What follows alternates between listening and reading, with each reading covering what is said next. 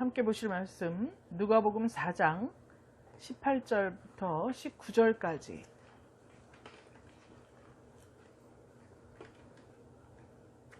함께 읽겠습니다. 18절 19절 시작. 주의 성령이 내게 임하셨으니 이는 가난한 자에게 복음을 전하게 하시려고 내게 기름을 부으시고 나를 보내사 포로된 자에게 자유를, 눈먼 자에게 다시 보게 함을 전파하며 눌린 자를 자유케 하고 주의 은혜의 해를 전파하게 하려 하시니라 하였더라. 아멘. 귀한 말씀의 은혜와 축복이 되시기를 주님의 이름으로 축원합니다. 오늘은 성령 강림 주일입니다. 하나님의 전능자의 기운이라고 구약에는 표현이 되어 있어요. 성령 강림 주일에 우리가 복음을 전하려면 어떤 마음가짐을 가져야 하고 성령이 강림하셨다는 것은 어떤 것을 의미하는 것인지 자세히 알아야겠습니다. 보통 우리가 일반적으로 성령이 임했다, 성령 강림이다 그러면 거의 우리가 우리의 정신이나 우리의 생각을 거의 잃어버리고 막 뜨거운 불같은 성령이 임하셔서 우리도 알 수 없는 어떤 경지로 들어간다, 거의 이렇게 알고 있는 경우가 많이 있습니다. 오늘 성령 강림절을 맞이해서 성령 강림이라는 것은 어떻게 이루어지고 또 성령 강림을 받고 성령이 임하신 성도는 어떤 삶을 살아야 하는가, 예수님의 행적을 살펴보면서 우리가 자세히 정확하게 알아야 하겠습니다. 성령 강림절, 성령 받으신 예수라는 제목으로 말씀을 증거합니다. 먼저 우리가 읽은 본문에는 주의 성령이 내게 임하셨으니 복음을 전하게 하시려고 그랬다. 주의 은혜의 해를 전파하게 하려고 하나님께서 성령을 임하게 하셨다. 이렇게 말씀을 하시고 계셔요. 그렇죠?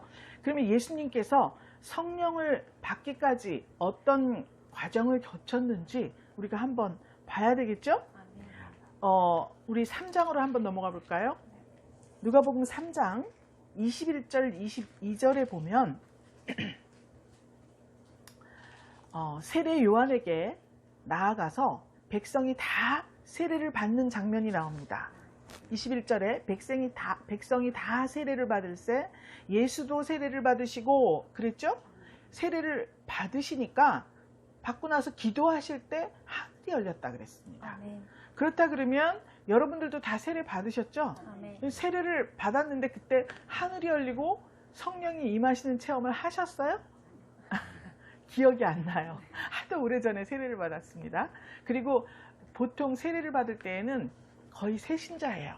그래서 한 1년이나 6개월 과정 학습을 받고 그리고 세례를 받기 때문에 주님과의 교제가 그렇게 깊다고 볼 수는 없을 때예요.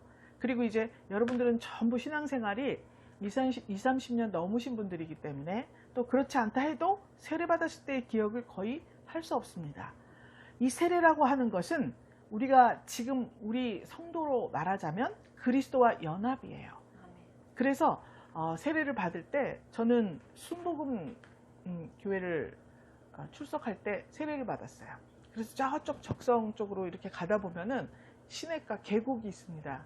금곡 있는 데 가면 산으로 이렇게 조금 들어가면 계곡이 있는데 그 계곡에 가서 물이 한 여기까지 와요.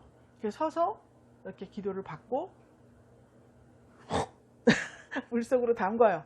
그 다음에 이렇게 손을 대고 있다가 물속에 완전히 푹 잠깁니다. 그리고서 이렇게 세워요.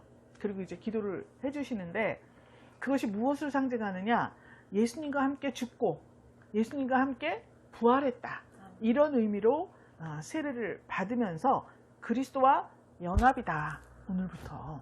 그래서 그리스도가 이제는 내 안에 살고 그리스도의 모든 삶의 역사가 내 인생 속에 담겨서 이제 나도 그리스도와 같이 그렇게 함께 그리스도의 영을 따라 산다, 이 고백을 드리는 시간이거든요. 그래서 백성들이 다 나와서 세례를 받고, 특별히 예수님께서는 세례를 받으실 이유가 없는 분이잖아요. 그런데 우리를 대표해서 육신을 입고 이 땅에 오셨어요.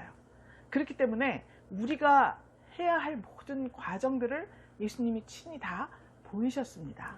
그래서 세례요한에게 세례를 받으러 나가니까 이렇게 하면 안 됩니다. 주여 그렇게 하시면 안 됩니다. 이렇게 하니까 아니다, 나도 받아야 된다. 그래서 세례요한에게 세례를 받죠.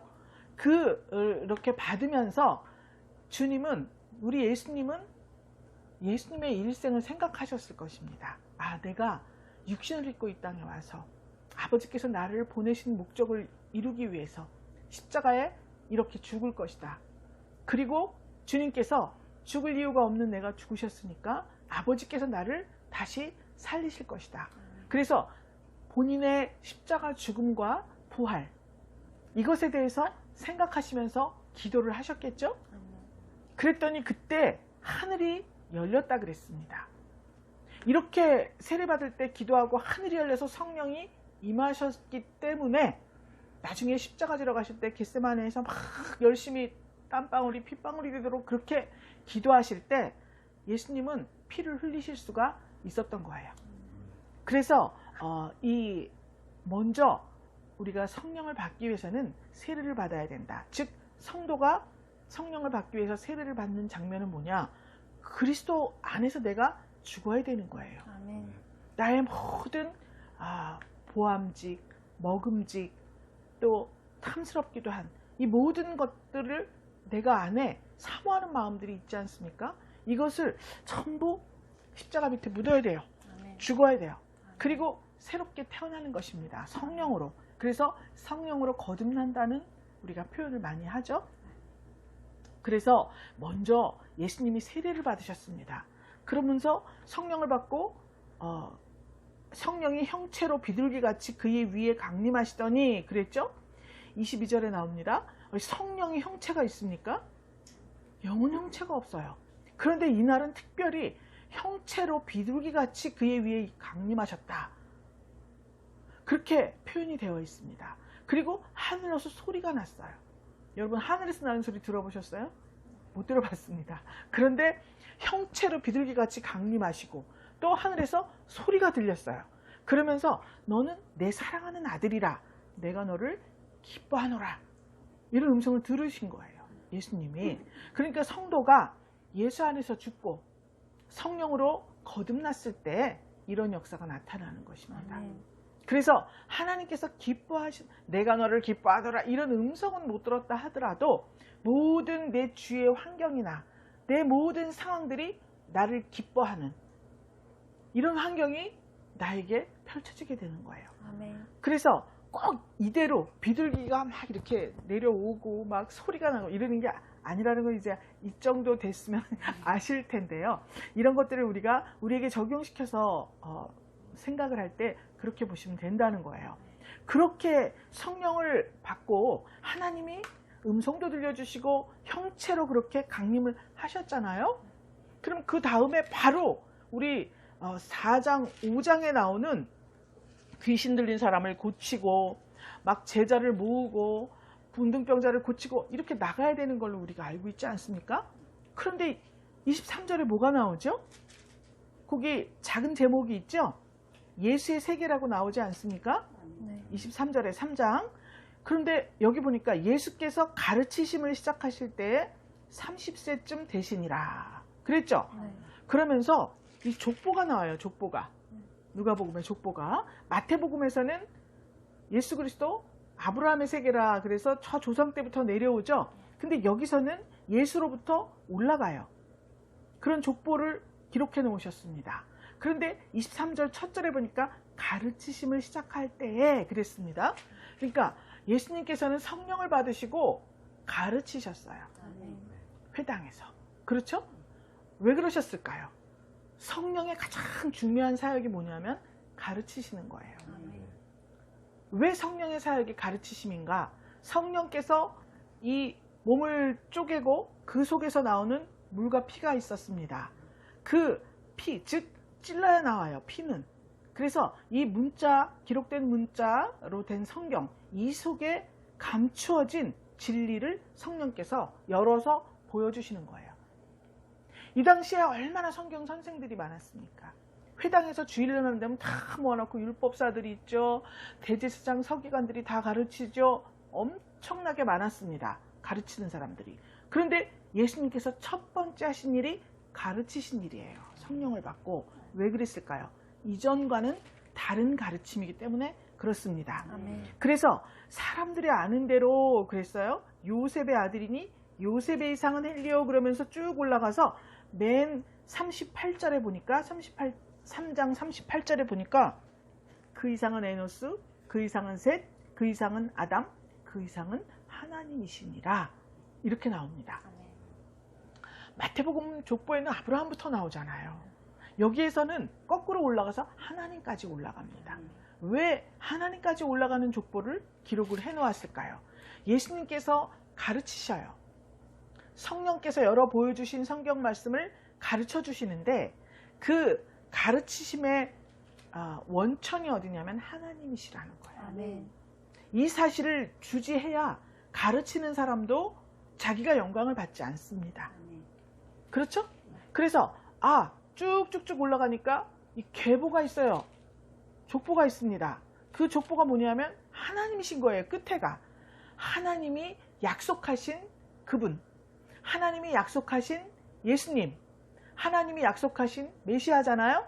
근데 그 메시아에게 하나님이 약속하신 성령을 부어주신 거예요. 아멘. 그래서 그 성령으로 가르치시는 거예요. 아멘.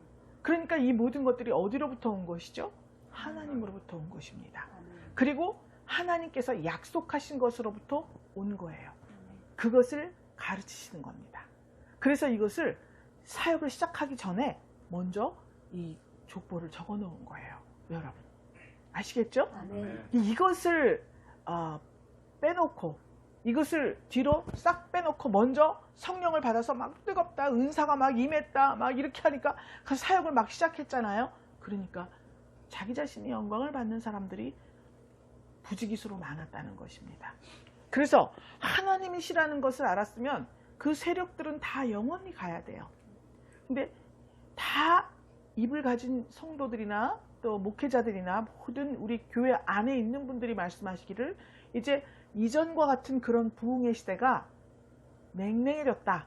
이런 표현을 많이 하지 않습니까? 이것을 잊었기 때문에 그렇습니다. 언제까지만 역사를 보이겠다는 말씀이 없어요. 땅끝까지, 내가 올 때까지, 예수님이 다시 오실 때까지라 그랬거든요. 근데 왜 이것이 차가워졌겠어요? 이 계보를 잊어버렸기 때문입니다. 우리는 여러분들이 이 가운데에서도 은사를 받고 또 능력을 받고 이렇게 사역을 하실 분들도 계실 거예요. 그런데 이 23절부터 38절까지 누가복음 3장 이 말씀을 꼭 기억하시고 내게 있는 모든 것은 하나님으로부터 비롯된 것이다. 아멘. 하나님이 약속하신 것을 내가 복음을 전한다 그러잖아요. 내게서부터 나온 것이 아니에요. 아멘. 그런 것을 전해주는 나는 도구요, 통로요, 사역자일 뿐이다. 아멘. 이런 의식을 가지고 계셔야 한다는 것입니다. 믿습니까 여러분? 아멘. 그래서 예수님의 족보를 딱 걸어내 놓은 거예요. 그리고서 4장에 갔죠? 그러고 나서도 예수님께서 성령의 충만함을 입었다 그랬습니다. 그때 요단강에서 세례받고 돌아오시고 어디로 가셨어요? 광야로 가셨습니다. 광야로 가서 40일 동안 성령에게 이끌리시며 마귀에게 시험을 받으시더라. 이렇게 있죠? 자, 성령에게 이끌려서 가셨는데 마귀에게 시험을 받았어요. 우리가 보통 알고 있는 상황으로는 성령이 충만하면 사단 마귀가 나에게 접근하지 못한다고 알고 있습니다. 그렇죠? 그래서 우리가 어떤 미혹이나 유혹이나 이 사단 마귀의 이 어둠의 세력에 우리가 당할 때가 있지 않습니까? 미혹 당할 때가 있잖아요. 그러면 내가 성령이 충만하지 않은 줄 알고 있어요. 근데 여기 뭐라고 써있죠? 성령의 충만함을 입었는데 성령이 이끌어 주셨는데 마귀에게 시험을 받았다 그랬습니다. 그렇죠? 그럼 우리가 한결 살기가 편하지 않겠습니까?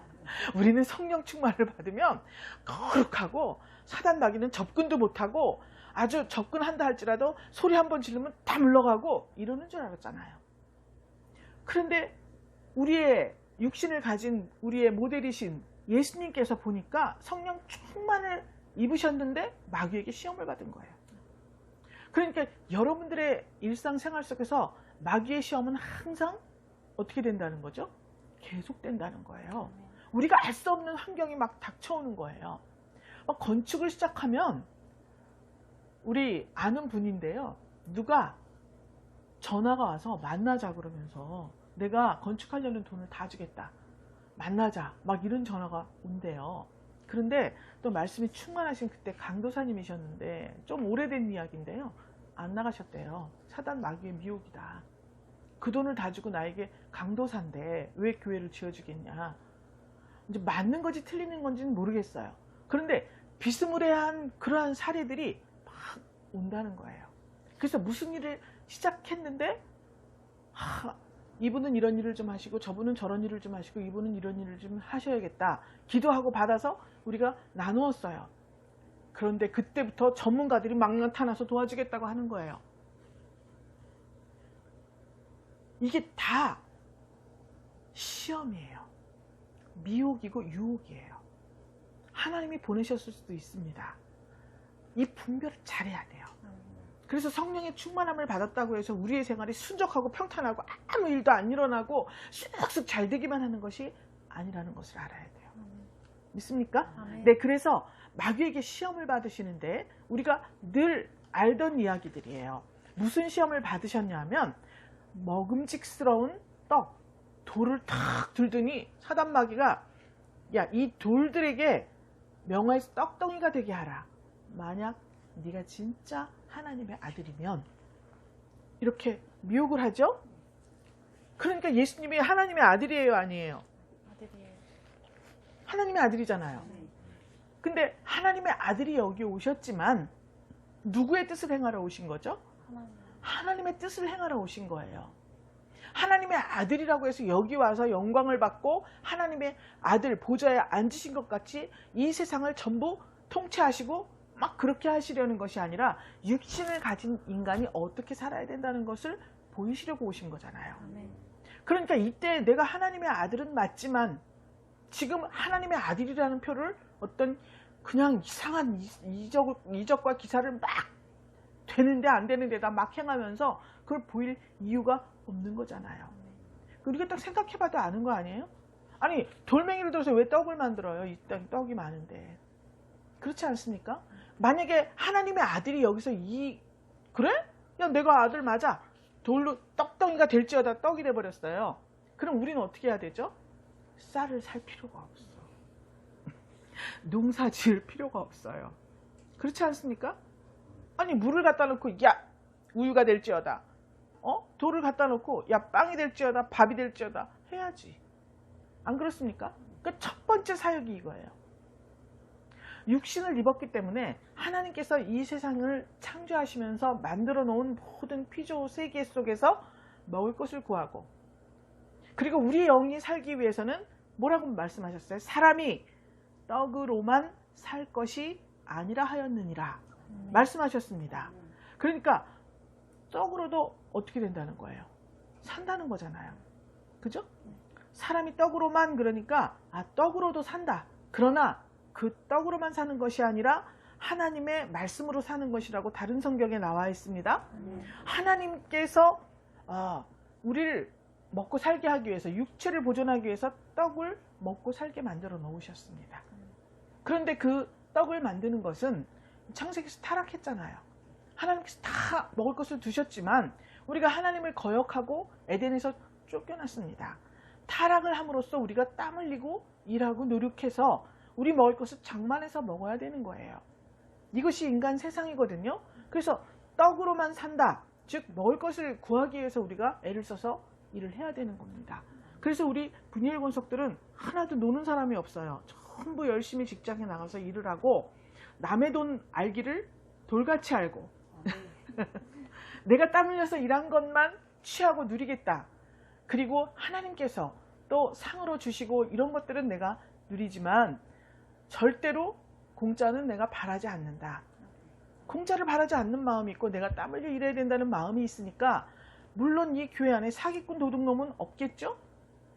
이렇게 하나님 나라가 이루어지는 것입니다. 그 떡으로 살아요. 그러나 떡으로만 사는 것은 아니라는 겁니다. 왜 그렇습니까? 우리는 영이 있지 않습니까? 그래서 우리 영에 하나님께서 성령을 우리에게 부으신 거예요. 그러니까 하나님의 말씀이 있어야 우리의 영혼이 올바르게 하나님의 성령과 하나가 될 수 있는 겁니다. 우리의 영혼이 올바른 삶으로 하나님의 말씀으로 다듬어져야 하나님 성령께서 원하시는 것을 알고 분별하여서 그 뜻대로 우리가 우리 육신을 다스리고 섬길 수가 있게 됐다는 것입니다. 그래서 하나님께서는 이 먹음직스러운 유혹, 육신의 정욕, 이것은 말씀으로 살아야 한다. 떡으로도 물론 산다. 그렇기 때문에 돌덩이 들어가지고 막 이걸 떡덩이로 만드는 것은 하나님께서 창조하신 이 피조세계의 모든 질서, 창조 질서를 무너뜨리는 것이다.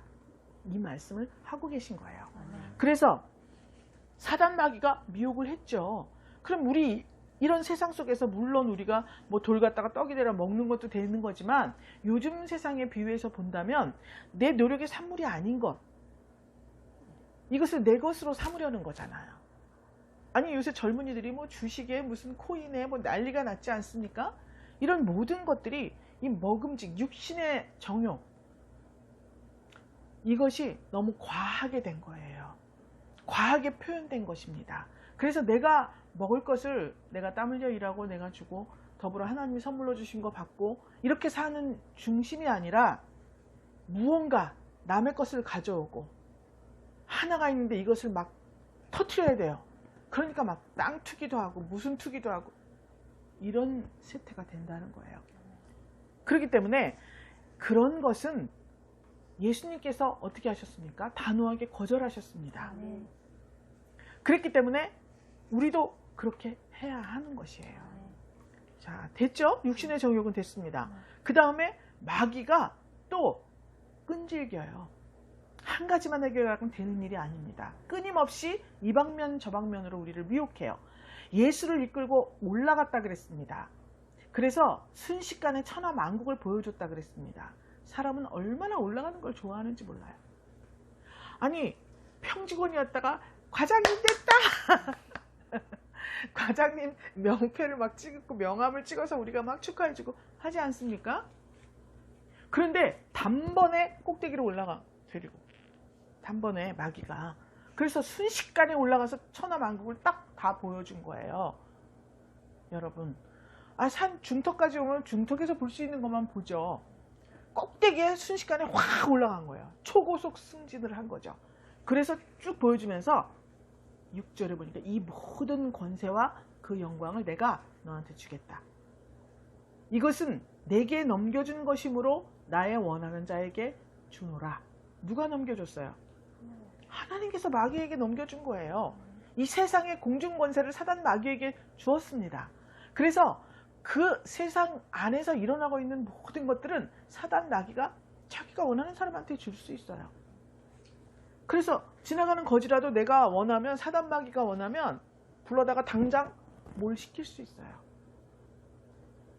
정말 이 세상 속에서 너무 극단적인 예였었는데요. 세상 속에서 우리가 살다가 정말 하나님께서 이렇게 하시는 경우도 있지만 사단 마귀가 그래서 하나님을 섬기지 않는 사람들 가운데에서도 초고속 승진도 많고요. 많은 것을 누리는 사람도 많고요. 권력, 명예, 이 세상에서 가질 수 있는 모든 권세와 영광을 누리는 사람이 허다합니다. 오히려 정말 주님과 함께 가는 사람은 늦어요. 아마 이 과정을 다 거쳐야 되니까 얼마나 느려요. 이 과정을 거치지 않고 하나님으로부터 온 것이다 라는 것만 잊어버려도 이게 허무하게 쓰러져 버리는 때가 있는 거예요. 우리가 지난 시간까지 다니엘 했죠. 오늘 성령 강림주일이라 특별히 본문을 이렇게 했는데요. 다니엘 속에서 세계 역사를 보면서도 그 시대에 얼마나 강력한 제국들입니까? 지금 다 없어졌잖아요. 그렇죠? 이런 거예요, 바로. 그래서 천하 만국의 권세를 줄 테니까 나한테 절해라. 이렇게 말하고 있습니다. 사단 마귀가요. 그랬더니 예수님께서 말씀하셨죠. 주 너의 하나님께 경배하고 다만 그를 섬기라 하였느니라. 딱 선포를 하셨습니다. 그러니까 세상 권세가 나에게 하나님을 거역하고 하나님을 경배하는 것을 방해하고 또 하나님을 섬기는 것을 등 뒤로 던져버리는 이런 요구를 할 때, 그것을 던져버렸을 때 나에게 어떤 이 세상에서 누릴 수 있는 권세와 영광이 나에게 주어진다고 했을 때 어떻게 해야 되느냐? 거기에 절하지 말라는 거예요. 아멘. 그리고 나는 하나님께 경배하고 다만 우리 하나님만 섬긴다. 이렇게 강력하게 선포했을 때 그의 앞길은 하나님이 책임을 지시는 것입니다. 아멘. 그래서 사단 마귀에게 이 유혹을 받았을 때 예수님께서 이 말씀으로 유혹을 이기신 거예요. 아멘. 자, 이겼죠 또. 네. 이것이 이제 안목의 정욕입니다. 그 다음에 두 가지를 해결을 봤어요. 먹음직, 보암직 해결을 보았더니 또 이끌고 구절에 보니까 예루살렘으로 가서 성전 꼭대기로 데리고 갔어요. 성전 꼭대기. 그죠? 아니 아까는 산 꼭대기로 갔잖아요. 그런데 이번에는 성전 꼭대기에 데리고 간 거예요. 그래서 네가 만일 하나님의 아들이면 여기서 뛰어내려라. 그러면 하나님이 하나님의 사자들을 명해서 너를 지키게 하시리라. 구체적으로 말합니다. 저희가 손으로 너를 받들어서 네 발이 돌에 부딪히지 않게 하시리라. 사단 마귀가요, 얼마나 조리가 있는지 몰라요. 두리뭉실해갖고 야 그렇게 해봐, 그냥 하라고, 이렇게 하질 않습니다. 에덴 동산에서 하와를 유혹할 때도 얼마나 조리가 있어요. 정말 너네 하나님이 이거 다 동산에 있는 거 먹지 말라 그랬어? 이렇게 물어봤어요. 그죠? 하나님의 말씀을 알아요. 하나님이 하와에게 그렇게 말한 걸 알고 있어요, 사단 마귀가. 그러니까 하나님이 하신 말씀을 하니까 잘 들은 거예요, 하와가. 근데 거기서 조금 뭐가 한 가지가 바뀌었잖아요. 보니까 하와가 들으니까 아니야 죽을까 하노라 그랬는데 한 가지만 대답할 기회를 주는 거예요, 사단 마귀가. 자기 말에 한마디로 딱 하나님께서는 어떻습니까? 하지 마라, 거짓말 하지 마라, 도둑질 하지 마라, 이렇게 말씀하시잖아요. 근데 그게 다 진짜 그렇게 했어? 항상 그런 식으로 물어봐요. 그러니까 여러분, 사람을 사귀어도 그렇습니다. 우리 둘이 사귀었잖아요. 친해요. 그런데 항상 말하는 게 이렇게 해, 저렇게 해, 이렇게 하면은 여러분 더 이상 친해질 수가 없어요. 그렇게 하려니까 많이 힘들지 다 그렇게 할 필요는 없잖아. 얼마나 정답습니까? 말하는 게. 이게 사단 마귀의 방식이에요. 여러분, 교회 안에서 시험 드는 이유가 뭡니까? 자기들끼리 티격태격 하다가 시험 드는 경우도 있지만 목사님이 강단에서 선포를 하는 거예요. 이렇게 하지 마십시오. 우리 교회는 이런 게 규칙입니다. 하나님의 말씀에 이렇게 하라고 되어 있습니다. 어머머머, 목사가 왜 저래? 이때 다 거기서 시험이 들어요. 도대체 이 세상 사람 맞아? 이 세상에 살고 있으면서 어떻게 그거를 다 하나님의 말씀을 다 지킬 수가 있어? 우리가 사람이잖아. 시험 드는 경우가 많습니다. 여러분, 우리의 감성과 우리의 어떠함을 잘 이해하는 것과 같이 말할 때 사단 마귀가 나에게 그림자를 드린다고 생각하면 거의가 맞습니다. 믿습니까, 여러분? 아멘. 하나님은 차갑든지 뜨겁든지 하라 그랬어요. 아멘. 하나님을 향한 사랑이 뜨겁든지 너무너무 사랑하라면 명령 아니라 별 손가락질만 해도 다 들어줍니다. 눈만 딱 봐도 다 알아요. 그렇지 않습니까? 그런데 사이가 멀면 멀수록 많은 말로 회유를 하고 감성을 이끌어내고 따뜻하게 말해야 되고 인정해주는 말을 해야 돼. 이렇게 되는 거예요. 아, 다 통하고 있는데 뭐 이렇게 보면 이렇게 하면서 목사님이 막 이렇게 했어요. 여기 물이 그럼 목마르시고 물 가져올 거 아니에요. 그렇지 않습니까? 그런데 그런 관계가 형성이 되어 있지 않으면 이렇게 많은 말이 필요한 거예요. 야, 하나님이 뛰어내리라 그러면 우린 뛰어내리면 되죠. 그렇지 않습니까? 뭐 받쳐주든 아니면 박살이 나든 그건 하나님 책임이시고 하나님과 우리의 관계가 그렇지 않습니까? 죽는 거라면 지금 내가 죽어야 되는구나.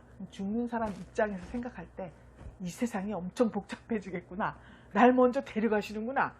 이 생각하면 감사한 일 아닙니까? 살려줬어요. 조금 더 이 세상에서 하나님께서 할 일도 있고 이 세상에서 누릴 수 있는 기쁨도 좀 누릴 수 있고 이런 기회를 또 주시는구나. 그러니까 뛰어내려. 그럼 확 뛰어내리면 그뿐 아니에요? 하나님의 명령이면. 그렇죠? 그럼 하나님은 구구절절히 설명을 잘 안 하셔요. 왜냐하면 그 전에 이미 명령할 정도가 됐으면 그 전에 이미 하나님과 우리의 관계가 형성이 돼 있기 때문에 그렇습니다. 그렇지 않아요? 아니 여러분들 제가 나긋나긋하고 다정하고 자상하고 아주 부드러운 그런 목사가 아니지 않습니까? 그런데 왜 말씀만 드리면 무슨 말씀인지 여러분에게 하면 왜 여러분들은 이유도 묻지 않고 따지지도 않고 즉시 순종을 하십니까? 관계 형성이 돼 있기 때문에 그렇습니다. 잘 알잖아요? 30년 지기예요. 30년 지기. 그러니까 이래서 그럴 거야 저래서 그럴 거야 벌써 다 이게 나와요. 그렇기 때문에 무슨 허튼 짓 하려고 이런 말을 하는 것이 아니다라는 걸 알기 때문에 들을 수밖에 없잖아요. 무슨 짓을 하더라도 이거는 무슨 괴계를 품고 자기가 나를 어떻게 하려는 것이 아니라 제 입장에서 볼 때 사단 마귀의 미혹에 순간적으로 넘어갔구나 이렇게 생각하니까 이상한 짓을 하고 정말 상식적이지 않은 그런 행위가 나온다 하더라도 이해하고 우리가 서로 도울 수가 있는 거예요. 그래서 관계가 중요한 거예요. 근데 사단 마귀는 그게 없어요. 그래서 무슨 말을 하려면 길게 말을 해야 돼요. 이걸 설득을 시켜갖고 말을 듣게 만들어야 되잖아. 그래서 이렇게 말을 하는 겁니다. 그래서 절대로 네 발이 돌에 부딪히지 않게 할 거야. 하나님이 막 이러면서 너 하나님의 아들이잖아. 야단 났습니다. 하나님 예수님께서 뭐라고 하셨죠? 주 너의 하나님을 시험치 말라. 한마디로 거절하셨습니다. 그랬더니 마귀가 이 모든 시험을 다 마친 후에 얼마 동안 떠나니라 그랬어요. 그러면 얼마 있다 또 나타난다는 거죠? 여러분 예수님 다시 오시고 이 세상이 다 끝나야 마귀의 역사가 끝나는 거예요. 우리가 아무리 성령 충만을 받고 말씀을 많이 알고 뭐 권능을 입고 이렇게 했어도 사단 마귀는 어떻게 되는 거예요? 늘 우리와 함께 있는 거예요. 함께. 그래서 어느 부분의 시험에 내가 통과를 했으면 얼마 동안 떠나 있는 거예요. 다른 걸 가지고 또 오는 겁니다. 끝도 없어요. 끝났다고 생각하면 우리가 그때부터는 우리 믿음이 떨어지게 되어 있어요. 내가 이렇게까지 했는데 왜 나한테 또 이런 일이 생기지? 생각하잖아요. 그런 생각 안 해보셨어요? 저는 많이 해봤습니다. 이전에. 하나님의 말씀을 잘 모를 땐 그랬어요. 그런데 지금은 성령도 늘 함께, 사단 마귀도 늘 함께, 주님 오실 때까지 다 같이 함께 가는 거다. 이렇게 생각하면 정말 우리가 시험 들 일이 없습니다. 그래서 예수님께서 이 시험을 다 통과하셨죠? 우리도 이 시험의 날마다 통과를 해야 돼요. 이 시험을 통과를 해야 하나님이 명령하시는 이 사역을 우리가 감당할 수가 있어요. 이 시험을 내가 통과하지 않았는데 누구를 시험에서 이끌어낼 수가 있습니까? 못 이끌어내요. 내가 통과를 해야 다른 사람도 그 능력을 힘입어서 아니 왜 구덩이에서 빠져나와야 밑에 구덩이에 있는 사람을 끄집어내지 같이 구덩이에 있는데 어떻게 무등을 태우려나? 무등을 태워주려나? 나올 수가 없어요. 사역자가 될 수가 없어요. 이 과정 속에서 하나만 빠져도 여러분 역사하는 힘이 크지 않다는 거예요. 그리고 하나님의 말씀은 특징이 뭐예요? 영원이 영원. 근데 영원이 아니에요. 영원하지가 않아요. 이 과정을 빼먹으면 그렇습니다. 그래서 예수님께서 이렇게 시험을 이기셨어요. 하나님의 아들이십니다. 그렇지만은 육신을 입고 오셨어요. 타락한 인간의 모습을 하고 오셨다는 거예요. 그랬기 때문에 그 타락한 인간의 의식을 시험을 받으신 거예요. 그리고서 성공하셨죠? 그래서 타락하기 전에 모습을 회복을 하신 거예요. 그리고 나서 성령의 권능으로 갈릴리에 가신 겁니다. 이제 잘 아셨죠? 갈릴리에 가셨는데 그 소문이 사방에 퍼지고 15절에 보니까 친히 그 여러 회당에서 가르치심에 무사람에게 칭송을 받으시더라 나옵니다. 여러분 회당에는 누가 있습니까? 가르치는 사람들이 있었어요. 제사장들이 가르치고 서기관들이 가르치고 다 가르쳤어요. 그런데 그냥 예수님이 쑥 가가지고 가르쳤는데 사람들이 너무너무 다 좋아한 거예요. 칭찬이 자자하고. 이상한 일이죠? 그쵸? 성령을 받았어요. 이 과정에 다 시험을 거쳤어요. 그랬더니 아니 기존에 만약에 예를 들어서 회당 즉 기존의 교회들이 있는 거예요. 거기 예수님이 가셔가지고 설교를 하셨어요. 다 좋다 그래요. 이런 역사가 난다는 거예요. 이런 역사가. 그래서 이 과정을 거치고서 갈릴리로 가셨습니다. 칭찬을 막 받았어요. 그런데 오늘 본문의 16절에 보니까 예수님께서 어디로 가셨냐면 거기 계속 머물러 계신 것이 아니라 갈릴리에서 자라나신 곳 나사렛에 이르사 그랬죠? 고향으로 가신 거예요. 고향으로 가서 가르치신 겁니다. 그랬더니 이렇게 쭉 말씀을 했어요. 20절에 보니까 이 말씀을 선포하고 책을 덮었어요. 그리고 그 맡은 자에게 주시고 앉으셨어요. 그랬더니 회당에 있는 자들이 다 주목하여 보더라. 아, 무슨 일이야? 이러고 막 보신 거예요. 본 거예요. 사람들이. 저희가 다 그를 증거하고 그 입으로 나오는 바 은혜로운 말을 기이하게 여겼다 그랬죠? 22절에. 아니 이 사람이 요셉의 아들 아니야. 이렇게 말을 했다는 거예요. 자, 보통 일반적으로 이 법원읍에서 서울대를 간 사람이 나왔습니다. 그럼 어떻게 되죠? 일가 친척 그들이 속해 그 가족들이 속해 있는 무슨 저 연합회 뭐 이런 게 있을 거 아니에요. 사거리에 프랭카드 걸고 난리 나지 않겠습니까? 아, 예수님께서 이렇게 마귀의 유혹을 다 이기시고 승리하시고 성령의 충만함을 받아서 갈릴리에서 무사람의 칭송을 받았다는 거 아니에요.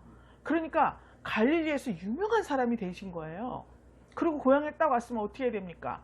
아, 갈릴리에서 이렇게 됐다. 뭐 어떻게 됐다. 막 프랭카드 걸고 다 환영해야 되잖아요. 말씀 들어보기도 전에 그래야 돼요. 그런데 이 사람들이 나중에는 다 분을 내고 죽이려고 했다 그랬어요. 뒤에 보니까 28절에 보니까 회당에 있는 자들이 이것을 듣고 다 분이 가득하여서 일어나 동네 밖으로 쫓아내어 그 동네가 건설된 산 낭떠러지까지 끌고 가서 밀쳐 내리치고자 하되 그랬죠. 이거 뭐 죽이려고 그랬다는 거죠. 아니 이 말씀을 쭉 했는데 그 말씀을 다 주목해서 듣고 분을 내면서 다 죽이려고 그래요. 왜 이런 일이 일어났겠습니까? 왜 그럴까요? 예수님에 대해서 몰라서 그래요. 그렇지 않습니까? 예수님에 대해서 똑바로 알지도 못하잖아요. 어떻게 알고 있어요? 요셉의 아들 아니야. 이렇게 알고 있는 거예요. 예수님을 하나님의 아들이시고 성령의 충만함을 받으시고 가르치시고 하나님의 아들로서 성령 받은 자가 복음을 전파하러 오신 거잖아요. 근데 그렇게 알고 있으면 아 그렇구나. 이제 우리가 이 사고방식을 바꾸고 메시아를 영접하고 그렇죠? 우리도 성령을 받고 우리도 세례를 받고 성령을 받고 정말 이 복음 사역에 우리도 동참을 해야 된다. 우리의 삶의 사고방식을 바꾸고 삶의 모든 의식을 바꾸고 인생 전반을 다 갈아엎어야 된다. 그렇게 해야 되잖아요. 그런데 뭐야 요셉 아들 아니죠? 목수 아들이 와가지고 왜 난리야 제가 회당에 앉아가지고. 이거는 예수님을 모른다는 거잖아요. 근데 예수님을 모르면 차라리 그냥 모른다고 하면 되잖아요. 근데 예수님을 너무 잘 아는 것 같이 말을 하는 거예요. 내가 잘 알아 제 목수 아들이잖아. 근데 뭘 난리야. 죽여야 돼. 어디다 대고 하나님의 아들 메시아를 찾아 죽여야 되는 거지. 그래서 분이 가득해갖고 죽이는 하나님을 모독했다는 거죠. 그렇죠? 네. 우리가 왜 하나님을 거역합니까? 하나님을 제대로 알지 못해서 그래요. 예수를 믿으라는데 하나님을 고집하고 있어요. 이스라엘이. 그래도 많이 복음이 들어갔다고 해요. 왜 그렇습니까? 예수를 몰라서 그런 거예요. 그때 그 무리들이 지금도 예수님을 모르는 상태에서 자기들이 가장 예수를 잘 아는 것 같이 그렇게 살고 있는 거예요. 그래서 죽인 거예요. 그렇지 않습니까? 하나님께서는 이스라엘을 버리셨어요. 근데 그들은 하나님을 잘 안다고 생각을 하고 있습니다. 호세아서 8장 2절부터 3절까지 찾아서 한번 읽어보시기 바랍니다. 저희가 장차 내게 부르짖기를 나의 하나님이여 우리 이스라엘이 주를 아나이다 하리라. 이스라엘이 이미 선을 실어 버렸으니 대적이 저를 따를 것이라. 아멘. 자, 뭐라고 부르짖었대요? 나의 하나님, 우리 이스라엘이 주님을 잘 압니다. 이렇게 말했대잖아요. 그렇죠? 그 자체가 이미 선을 실어서 버렸다는 거예요. 예수님을 죽인 자들이 예수님을 몰랐겠습니까? 자기들이 하는 짓을 자기들이 알아요. 자기들이 외식하는 자라는 것을 자기들이 알고 있었습니다. 그런데 하나님의 아들이라고 예수가 나와서 복음을 증거할 때 진짜가 나타났네. 속으로 아는 거예요. 그래서 그것을 진짜라고 인정을 하면 자기들이 지금 누리고 있는 이 먹음직, 보암직, 탐스럽게 난 이 모든 것들을 다 버려야 돼요. 그렇죠? 네. 그러니까 잘 아는 척하면서 하나님의 아들 아니야, 죽여라, 이렇게 한 거예요. 그래서 그들이 선을 실어서 버린 겁니다. 모르는 것이 아니에요. 모르는 척한 거예요. 그렇죠? 자, 그렇기 때문에 우리가 이 장면에서 교훈을 받아야 될 것이 뭐냐? 고린도전서 8장 2절에 있습니다. 만일 누구든지 무엇을 아는 줄로 생각하면 아직도 마땅히 알 것을 알지 못하는 것이요. 아멘. 아멘. 누구든지 무엇을 안다고 생각하면 아직도 마땅히 알 것을 알지 못한다. 사도 바울이 고린도 교회에 이렇게 편지를 쓴 거예요. 왜 그랬죠? 고린도 교회가 얼마나 복잡한 교회인지, 아무것도 예수에 대해서도 모르고 교회에 대해서도 어떻게 해야 되는 걸 모르면서 전부 선생들은 왜 그렇게 많은지 복잡하기가 이루 말할 수가 없습니다. 그래서 사도 바울이 이렇게 편지를 쓴 거예요. 아멘. 제발 모르면서 아는 척 좀 하지 말아라. 응? 이렇게 한마디로 말하면 그거잖아요. 아니, 알지도 못하면서 왜 그렇게 아는 척을 하는 것이냐, 이렇게 편지를 썼어요. 우리가 표면적으로 무언 얄팍한 상식이 있고 또 아주 편향적으로 가지고 있는 정보들이 있습니다. 이런 것들을 가지고 모든 것을 다 아는 것처럼 교만할 때가 있어요. 교만도 아닙니다. 교만은 뭐를 알면서 내가 그렇게 하는 건데, 알지도 못하면서 그렇게 말하는 것은 교만한 것이 아니라 바보죠, 바보. 나는 이래밖에 모르는데 100가지 아는 사람 앞에서 내가 다 알고 있는 것 같이 해보세요. 100 알고 있는 사람들이 뭐라고 하겠어요? 아우, 교만해, 그러겠어요? 이런 바보라고 말합니다. 바보. 그렇죠? 자, 그래서 하나님께서 성령 강림절이라는 절기를, 예수님께서 성령 강림하신 그날을 기념해서 우리가 성령 강림절 절기를 지키는 거예요. 이러한 우를 범치 않으려면 어떻게 해야 되느냐? 욥기서 32장 8절에 사람의 속에는 심령이 있고 전능자의 기운이 사람에게 총명을 주시나니, 아멘. 이렇게 기록되어 있습니다. 전능자의 기운이 뭐겠습니까? 성령이죠. 오늘이 성령 강림주일이잖아요. 성령께서 사람에게 총명을 주시는 거예요. 아멘. 그 구약시대에도 다 알았어요. 엘리후라는 사람이 나타나서 욥을 깨우쳤잖아요. 그가 전능자의 기운, 즉 성령을 받은 사람이었습니다. 그래서 그때 비로소 성령을 받고 보니 그때 비로소 검증이 되는 거예요. 무슨 검증이 되냐? 가난한 자에게 복음을 전할 자격이 있다. 그렇죠? 또 포로된 자에게 자유를 줄 수 있는 자격이 있다. 눈먼 자를 다시 보게 할 수 있어. 또 눌린 자를 자유케 하고 주의 은혜의 해를 전파할 충분한 자질이 있다. 아멘. 이렇게 검증을 받은 겁니다. 아멘. 믿습니까, 여러분? 아멘. 자, 할렐루야. 아멘. 성령 강림 이 귀한 절기에 우리 분이엘 성도들은 하나님을 또 예수님을 잘 알고 있다는 교만을 버려야 합니다. 아멘. 오직 매 순간 전능자의 기운, 전능자의 숨결이라고도 표현이 되어 있습니다. 성령을 구하고 또 구해서 하늘의 지혜로 여러분들의 삶을 다스리시고 새롭게 영적인 계보를 세워나가시기를 예수님의 이름으로 축복합니다. 아멘. 사랑의 주님, 감사드립니다. 아멘. 분이엘 교회가 10년 만에 하나님 앞에 새로운 예배당을 건축하고 있습니다. 우리 하나님께서 마음의 소원을 주셨으니 반드시 하나님께서 소원의 항구로 인도하여 주실 것을 믿습니다. 아멘. 아버지, 그 새로운 예배당이 건축되어 우리가 그곳에 들어갔을 때 주님께서 구하게 하신 70인을 주실 것을 믿습니다. 아멘. 제사드릴 양 때 사람의 때로 가득 차게 하실 것을 믿습니다. 아멘. 그 전에 우리가 하나님의 성령께서 우리를 검증하시고자 할 때 진정 포로된 자에게 자유를 주고 눈먼 자에게 다시 보게 함을 전파하고 눌린 자를 자유케 하고 주의 은혜의 해를 전파하게 되는 귀한 역사를 이룰 것인가 검증하는 이 시기에 우리 주님 앞에 온전히 자기 자신들을 검증하고 우리 예수님처럼 우리 하나님의 말씀과 하나님의 약속으로부터 이루어진 이 일들을 감당할 때 온전한 사역자, 겸손하고 온순한 사역자로, 온유한 사역자로 사용될 것을 주님 앞에 구하오니 아멘. 받아주시고 이루어 주시옵소서. 아멘. 성령 강림절 절기를 주님 안에서 은혜와 진리가 충만하게 보낼 수 있도록 도와주시기를 간절히 바라고 나와서 살아계신 예수 그리스도 이름으로 기도드렸습니다. 아멘. 아멘.